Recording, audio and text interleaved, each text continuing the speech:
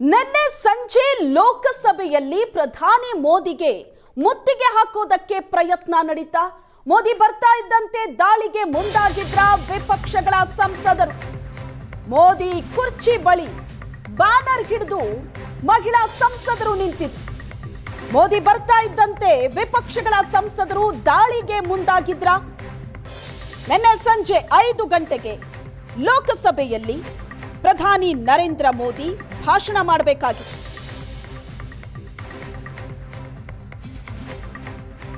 ಪ್ರಧಾನಿ ಮೋದಿಯನ್ನ ಅಡ್ಡಗಟ್ಟಿ ಮುತ್ತಿಗೆ ಹಾಕೋದಕ್ಕೆ ವಿಪಕ್ಷಗಳು ಮುಂದಾಗಿತ್ತು. ಲೋಕಸಭೆಯಲ್ಲಿ ಬಜೆಟ್ ಅಧಿವೇಶನದಲ್ಲಿ ಪ್ರಧಾನಿ ನರೇಂದ್ರ ಮೋದಿ ಭಾಷಣ ಮಾಡಬೇಕಾಗಿತ್ತು ನಿನ್ನೆ ಸಂಜೆ 5 ಗಂಟೆಗೆ. ಆದ್ರೆ ಭಾಷಣ ರದ್ದಾಗುತ್ತೆ. ದೃಶ್ಯದಲ್ಲಿ ನೀವು ನೋಡ್ತಾ ಇದ್ದೀರಿ, ನಿನ್ನೆ ಸಂಜೆ 5 ಗಂಟೆಗೆ ಲೋಕಸಭೆಯಲ್ಲಿ ಪ್ರಧಾನಿ ನರೇಂದ್ರ ಮೋದಿ ಭಾಷಣ ಮಾಡಬೇಕಾಗಿತ್ತು. ಆದ್ರೆ ಪ್ರಧಾನಿ ಮೋದಿಯನ್ನ ಅಡ್ಡಗಟ್ಟಿ ಮುತ್ತಿಗೆ ಹಾಕೋದಕ್ಕೆ ವಿಪಕ್ಷಗಳು ಮುಂದಾಗಿತ್ತು. ರಾಹುಲ್ ಗಾಂಧಿ ಭಾಷಣಕ್ಕೆ ಅವಕಾಶ ನೀಡಬೇಕು ಅಂತ ವಿಪಕ್ಷಗಳಿಂದ ಧರಣಿ ನಡೆಯಿತು. ಇನ್ನೇನು ಮೋದಿ ತಮ್ಮ ಭಾಷಣವನ್ನ ಆರಂಭಿಸಬೇಕು ಅನ್ನುವಷ್ಟರಲ್ಲೇ ಗದ್ದಲ ಜೋರಾಯಿತು.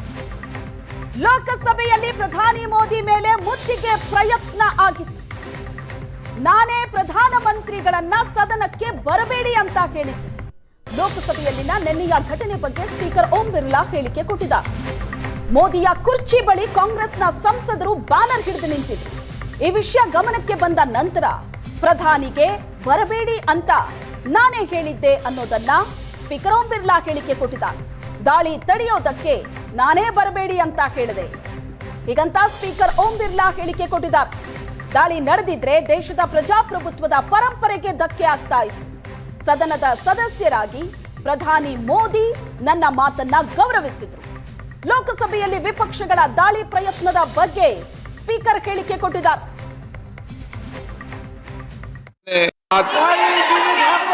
जब सदन के नेता को सम्माननीय महामहिम राष्ट्रपति के अभिभाषण पर जवाब देना था, तो मेरे पास पुख्ता ऐसी जानकारी आई कि कांग्रेस पार्टी के कई सदस्य माननीय प्रधानमंत्री जी के आसन पर पहुंचकर कोई भी अप्रत्याशित घटना कर सकते थे।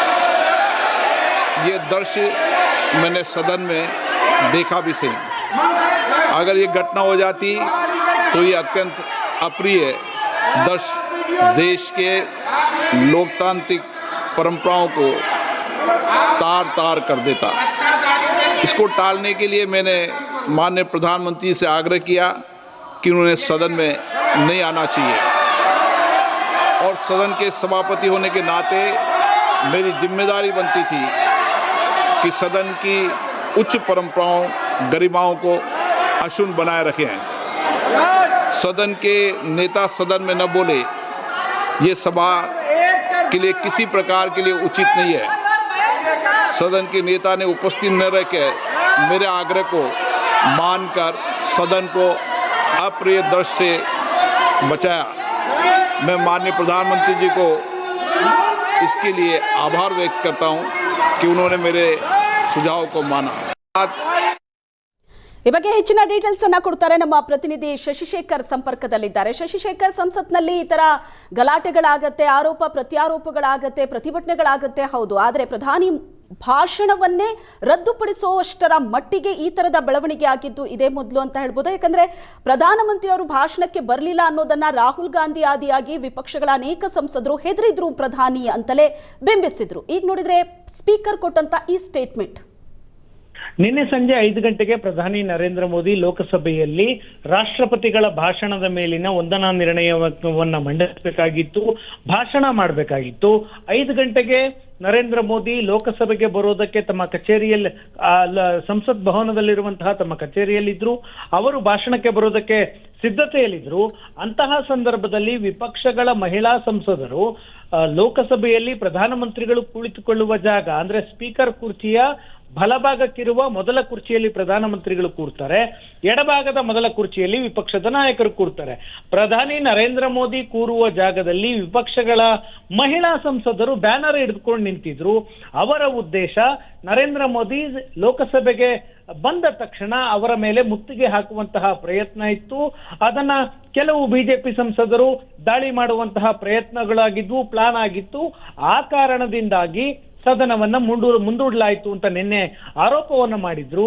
ಇದರ ಬಗ್ಗೆ ಇವತ್ತು ಲೋಕಸಭೆಯಲ್ಲಿ ಮಧ್ಯಾಹ್ನ 2 ಗಂಟೆಗೆ ಸ್ಪೀಕರ್ ಓಂ ಬಿರ್ಲಾ ಇದೇ ವಿಷಯವನ್ನ ಉಲ್ಲೇಖ ಮಾಡಿ ಹೇಳಿದ್ರು.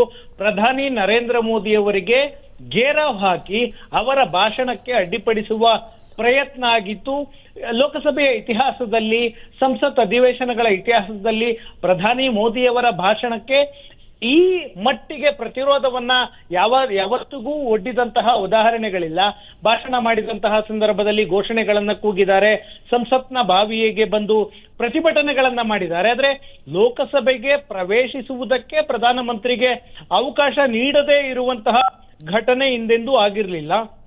ನಿನ್ನೆ ಆ ರೀತಿಯ ಪ್ರಯತ್ನ ಆಗಿತ್ತು. ಪ್ರಧಾನಿ ನರೇಂದ್ರ ಮೋದಿ ಸಂಸತ್ನಲ್ಲಿ ಲೋಕಸಭೆಗೆ ಬರುವುದಕ್ಕೆ ಮೊದಲು ಸ್ಪೀಕರ್ ಪ್ರಧಾನಿ ಮೋದಿ ಅವರನ್ನ ಸಂಪರ್ಕಿಸಿ, ನೀವು ಲೋಕಸಭೆ ಭಾಷಣಕ್ಕೆ ಬರಬೇಡಿ, ಇಲ್ಲಿ ವ್ಯವಸ್ಥೆ ಸರಿಯಾಗಿಲ್ಲ, ಪರಿಸ್ಥಿತಿ ಸರಿಯಾಗಿಲ್ಲ ಅನ್ನೋದನ್ನ ಮನವರಿಕೆ ಮಾಡಿಕೊಡ್ತಾರೆ. ಹಾಗಾಗಿ ನಿನ್ನೆ ನರೇಂದ್ರ ಮೋದಿ ಅವರು ಮಾಡಬೇಕಿದ್ದಂತಹ ಭಾಷಣ ಕೊನೆ ಕ್ಷಣಗಳಲ್ಲಿ ರದ್ದಾಗಿತ್ತು. 5 ಗಂಟೆಗೆ ಎಲ್ಲವೂ ಸಿದ್ಧತೆಯಾಗಿತ್ತು, ನರೇಂದ್ರ ಮೋದಿ ಇನ್ನೇನು ಒಳಗೆ ಬರಬೇಕಾಗಿತ್ತು. ಅಂತಹ ಸಂದರ್ಭದಲ್ಲಿ ಮಹಿಳಾ ಸಂಸದರು ಬ್ಯಾನರ್ ಹಿಡಿದುಕೊಂಡು ನಿಂತಿದ್ರಿಂದಾಗಿ ಇಲ್ಲೇನೋ ನಡೀಲಿಕ್ಕಿದೆ ಅನ್ನೋದು ಸ್ಪೀಕರ್ಗೆ ಅರಿವಾಯಿತು. ಆ ನಂತರ ಅವರು ಸದನವನ್ನ ಮುಂದೂಡಿದ್ರು. ಈಗ ಗೊತ್ತಾಗ್ತಾ ಇರುವಂತದ್ದು, ಮಹಿಳಾ ಸಂಸದರನ್ನ ಮುಂದೆ ನಿಲ್ಲಿಸಿ ಆ ನಂತರ ಪುರುಷ ಸಂಸದರು ಮೋದಿ ಅವರು ಬಂದ ತಕ್ಷಣ ಹೋಗಿ ಮುತ್ತಿಗೆ ಹಾಕುವಂತಹ ಪ್ರಯತ್ನಕ್ಕೆ ವಿಪಕ್ಷಗಳು ಮುಂದಾಗಿದ್ವು ಅಂತ.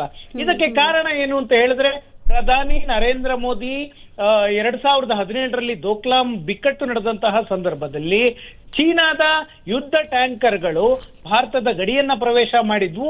ಇಂತಹ ಸಂದರ್ಭದಲ್ಲಿ ಮೋದಿ ಸೇನಾಪಡೆಗಳಿಗೆ ಆರ್ಡರ್ ಅನ್ನ ಕೊಟ್ಟಿರಲಿಲ್ಲ, ಆದೇಶವನ್ನ ಕೊಟ್ಟಿರಲಿಲ್ಲ ಅನ್ನುವ ಪುಸ್ತಕದಲ್ಲಿ ಉಲ್ಲೇಖವಾದಂತಹ ಅಂಶವನ್ನ ಇಟ್ಕೊಂಡು ಭೂಸೇನಾ ಮುಖ್ಯಸ್ಥ, ನಿವೃತ್ತ ಭೂಸೇನಾ ಮುಖ್ಯಸ್ಥ MM ನರವಣೆ ಅವರದ್ದು ಪುಸ್ತಕವನ್ನ ಬರೆದಿದ್ದಾರೆ. ಆ ಪುಸ್ತಕದಲ್ಲಿ ಈ ಅಂಶಗಳಿದೆ, ಅದರ ಬಗ್ಗೆ ಚರ್ಚೆ ಆಗ್ಬೇಕು ಅಂತ ರಾಹುಲ್ ಗಾಂಧಿ ಪಟ್ಟು ಹಿಡಿದಿದ್ರು. ಇದರ ಜೊತೆಗೆ ಅಮೆರಿಕ ಮತ್ತು ಭಾರತದ ಮಧ್ಯೆ ಟ್ರೇಡ್ ಡೀಲ್ ಆಗಿದೆ, ಆ ಟ್ರೇಡ್ ಡೀಲ್ ನ ಬಗ್ಗೆ ಚರ್ಚೆ ಆಗ್ಬೇಕು ಅಂತ ವಿಪಕ್ಷಗಳು ಪಟ್ಟು ಹಿಡಿದಿದ್ವು. ಮೊದಲು ರಾಹುಲ್ ಗಾಂಧಿಗೆ ಮಾತನಾಡೋದಕ್ಕೆ ಅವಕಾಶ ಕೊಡಿ, ಆ ನಂತರ ಪ್ರಧಾನಿ ಮೋದಿಗೆ ಮಾತನಾಡೋದಕ್ಕೆ ನಾವು ಅವಕಾಶ ಮಾಡಿಕೊಡ್ತೀವಿ ಅಂತ. ರಾಷ್ಟ್ರಪತಿಗಳ ಭಾಷಣದ ಮೇಲೆ ಚರ್ಚೆ ಮಾಡಿ ಅಂತ ಸರ್ಕಾರ ಹೇಳಿದ್ರೆ, ರಾಹುಲ್ ಗಾಂಧಿ ನಾನು MM ನರವಣೆ ಅವರು ಬರೆದಿರುವ ಪುಸ್ತಕದ ಮೇಲೆ ಚರ್ಚೆ ಮಾಡ್ತೀನಿ ಅಂತ ಹೇಳಿದ್ರು. ಆಗ ಇದು ಸಂಘರ್ಷಕ್ಕೆ ಕಾರಣವಾಯಿತು. ಆ ಸಂಘರ್ಷ ಪ್ರಧಾನಿ ನರೇಂದ್ರ ಮೋದಿ ಅವರ ಭಾಷಣಕ್ಕೆ ಅಡ್ಡಿ ಮಾಡುವ ಹಂತಕ್ಕೆ ಬಂತು. ಇವತ್ತು ಬೆಳಗಿನಿಂದಲೂ ಲೋಕಸಭೆ ಕಲಾಪ ಆರಂಭವಾದಾಗಿನಿಂದಲೂ ಪದೇ ಮುಂದೂಡಿಕೆಯಾಯಿತು. ಈಗ 2 ಗಂಟೆಯ ಭಾಷಣದಲ್ಲಿ ಸ್ಪೀಕರ್ ಈ ವಿಷಯವನ್ನ ಹೇಳಿದ್ದಾರೆ. ನರೇಂದ್ರ ಮೋದಿ ಈಗ 5 ಗಂಟೆಗೆ ರಾಜ್ಯಸಭೆಯಲ್ಲಿ ಭಾಷಣವನ್ನು ಮಾಡೋರಿದ್ದಾರೆ. ಸಭೆಯ ಭಾಷಣ ಅಡ್ಡಿಪಡಿಸಬೇಕು ಅಂತ ವಿಪಕ್ಷಗಳು ಪ್ರಯತ್ನ ಮಾಡ್ತಾ ಇದ್ದಾವೆ. 5 ಗಂಟೆಗೆ ಏನಾಗುತ್ತೆ ಕಾದ್ ನೋಡ್ಬೇಕಿದೆ. Shweta, thank you Shashishekhar.